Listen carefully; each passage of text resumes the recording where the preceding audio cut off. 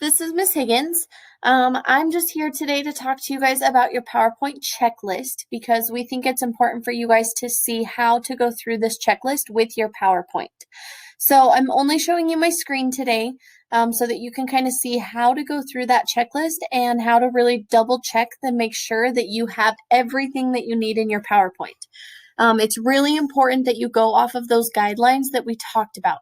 So everything in your assignment today is going to be going through this PowerPoint checklist, which I will show you how to go through here in a minute, and then making sure you have it in your PowerPoint that you are going to be expected to share in your Zoom meetings this week with your class and your teacher.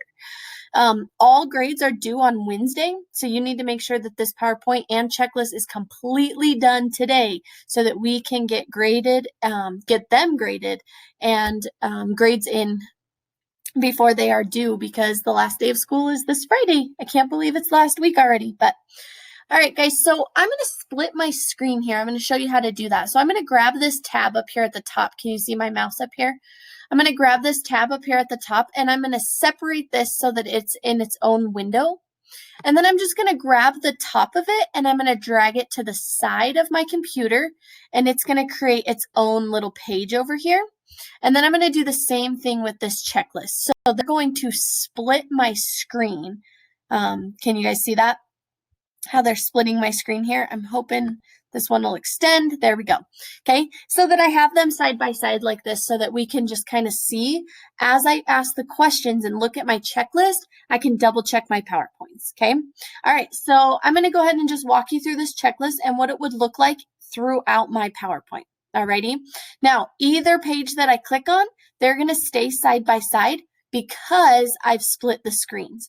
So this is a great way to go ahead and go through your checklist and have your PowerPoint right there so you're not jumping back and forth from screen to screen. So, all right, here we go. It says the directions are mark off each response as you've checked them in your PowerPoint. Each part is required. Don't just check it if it's not actually in your presentation.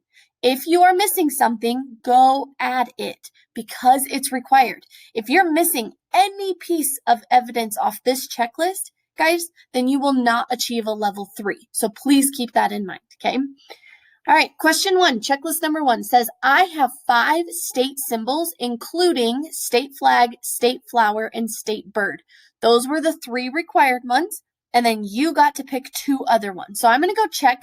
Here's my state symbols ones, and I'm going to make sure that I have the flag, the flower, the bird, and then 2 other state symbols. So I have a flag, flower, bird, fish, and tree. So I have 5 state symbols. See how I double checked that? Awesome. Okay, so I can go ahead and click check. Got that one. Question 2, for each state symbol, I have the following.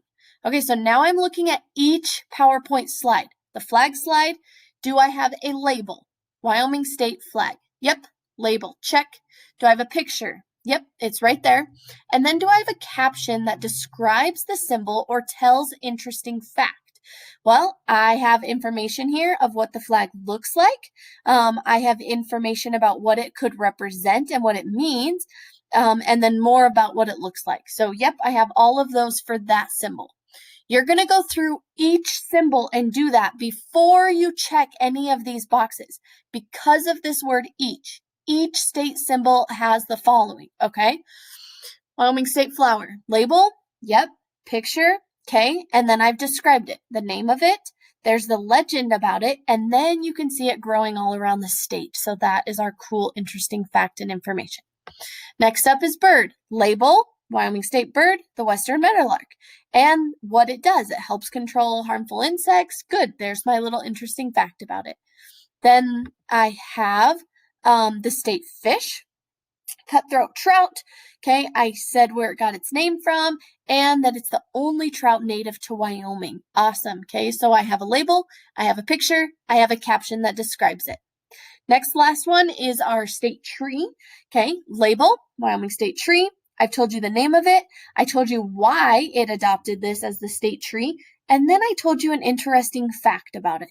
So label, picture, caption. Okay, I have gone through all 5 of my symbols and they all 5 have those 3. So I'm going to go ahead and check them and I'm good to go. Okay, next question. I have 3 state tourist attractions. So I'm going to go down to my next slides. Here's my tourist attractions. Do I have 3 of them? Yellowstone National Park, Grand Teton National Park, and Devil's Tower National Monument. Yes, I have 3 of them. Okay, for each tourist attraction, I have all of the following. Not just some, not just a little bit of the following, but I have all of the following details. Every single one of these slides, all 3 of these attractions, has to have the name of the attraction, a picture of it, where it is located, important information about the place, and why people want to go there. Do not leave any of those out. If you left one of these parts out, go at it before you get a final grade for this today. Okay? All right, let's double check. My Yellowstone National Park one. Here is my name, Yellowstone National Park. Here's my picture. Okay, location. It is located in northwestern Wyoming. There's the location. Did I talk about the important facts about it? It was established in 1872. And then I talked about the reasons to visit there. The Grand Canyon of the Yellowstone, the Old Faithful, the hot springs, wildlife. Okay, awesome. So I have it for that one. Now I'm going to look at the next one. Grand Teton. There's my name. There's the picture. Okay, where it's located in the northwestern Wyoming. What you could do there, enjoy hiking, biking, fishing, boating. Okay, and then the important information is a fun fact this time. The earliest evidence of humans in this area dates 11,000 years. Ooh, that's pretty cool, huh? All right, so I have that all for Grand Teton. Then I'm going to go here, Devil's Tower. I have a name. I have a picture. Okay, I have where it's located. I have when it was first established as a monument, which is my important information about it. And then, why should you visit there? And then I gave a little bonus here. Bonus, read up on the Native American legends that explain the look. Okay, that one is way cool. If you haven't had a chance to look at that, you definitely should. All right, so there's my 3 tourist attractions. Do they each have a name? Yes. Do they each have a picture? Yep. Locations? Yep. Important information? Yes. And reasons why people want to go there? Yep. Okay, they all had all 5 of those. Please, guys, take your time on this.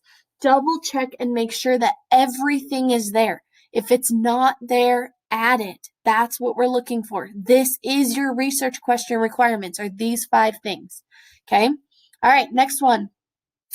This is what you guys just did last week. I have 2 important historical events from my state. Okay? Here they are, important historical events. Okay? Check, I have 2 of them. One here on December 10th and one down here in 1832.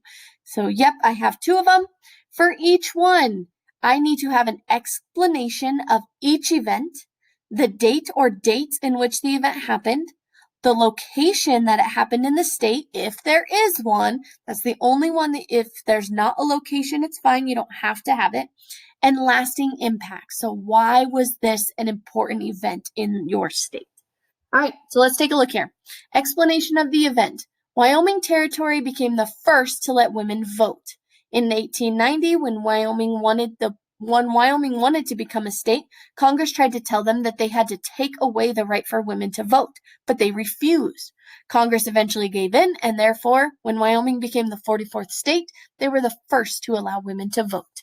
Okay, so there's the explanation of the event, allowing women to vote to become a state. Dates on September 6th, okay, Louisa was the first woman to cast a vote in the general election. The date is also over here, December 10th, which is when Congress passed to allow women to vote, okay? And then lasting impacts, well, it gave us our state name, the Equality State, alrighty? So, they're all there. Explanation of the event, the date that it happened, the location within the state, okay, and it says in the Wyoming Territory right there, okay, that's location in Wyoming, and then lasting impacts. Alrighty. There's also a part in here that says in Laramie, this woman casted her first vote in the general election, so that would also be a location within the state. Okay, next one. Okay, and this is our last slide here. Historical event number 2. In 1832, there's my date. Here's my explanation. Oil's first discovered in Wyoming. It's discovered by a fur trader named Captain B.L.E. Bonneville. Southeast of the present-day Lander. There's the location, okay? Then here's our lasting impact. Oil now serves as one of Wyoming's main resources. We know that. Oil's huge in Wyoming, so it definitely has a lasting impact. All right? So, two historical events. They both have an explanation of the event. They both have a date. They both happen to have locations, and they both have the lasting impact, okay? Again, guys, I'm going to go ahead and double check and make sure I have everything marked off. I do. Please keep in mind, okay? I'm going to give you guys a little hint. Your teacher can see how long it takes you to fill out this form. So if you come into this form and you just go, okay, I'm not going to take the time and I'm just going to click all of these boxes and submit it, and it takes you 7 seconds, your teacher can see that. And your teacher's going to know that you did not take the time to look over your PowerPoint carefully and double check and make sure that you have taken all of your precautions to make sure you have everything in your PowerPoint. Please, guys, I can't emphasize enough how important it is to always double check your work. The other thing I want you to be sure about is to make sure you have good spelling, all right? If you spell your own state's name wrong, guys, it does not make a good presentation, okay? You want to double check spelling. You're on a computer. Computers tell you if something is spelled wrong. If it doesn't, go look it up on the internet and figure out how to spell it, or ask a family member that's around you, okay? Please take your time to make sure your PowerPoint has everything. Like I said, you're going to be presenting these during your Zoom meetings this week. So you want your PowerPoint to look awesome, all right? I'm going to go ahead back over here to my form, and I'm going to go ahead and click submit, okay? And it's going to tell you that your response was submitted, okay? All right, I'm going to close out of that. I'm going to open up just my PowerPoint, and I'm going to kind of walk you guys through of what it's going to look like when you present your PowerPoint. Okay, so you should have all of your slides done. If you have any extra slides, so let's say up here I accidentally had a blank slide entered that I never used. See that? Okay, and you're scrolling through. You can just click on that and right click on it, guys, and you can just delete that slide. Super simple. Okay, all right. Click on your first slide, and then you're going to come down here to this bottom corner. Do you guys see where I'm at? And do you see this little slideshow button? You're going to click on that, and that's going to make your PowerPoint full screen. Okay, this is how you will present this to your class. You'll go full screen, and then you'll just click the arrow to go to each next slide. Okay, and it'll just pop through. If you added some animations like I did where things zoom up or zoom down, okay, actually, I can't take credit for this. Miss Hanksler did those animations in there. Then that's awesome. Your PowerPoint will look even better with those animations.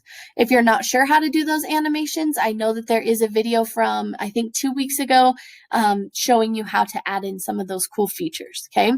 All right. When you're done with your PowerPoint slide, so let's say I'm finished, I'm going to go ahead and push the escape button on my screen, and it's going to bounce me right back to where we were for editing, okay?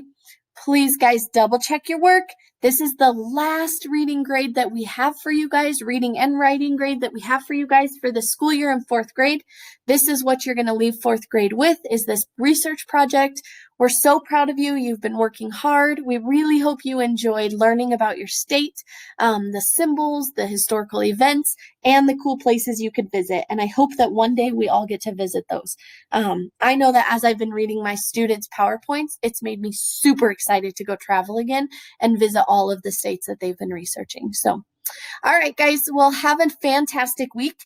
It is our last week of 4th grade, and I can't even believe it. I miss you all so much, and we cannot wait to see you guys next school year when you're 5th graders.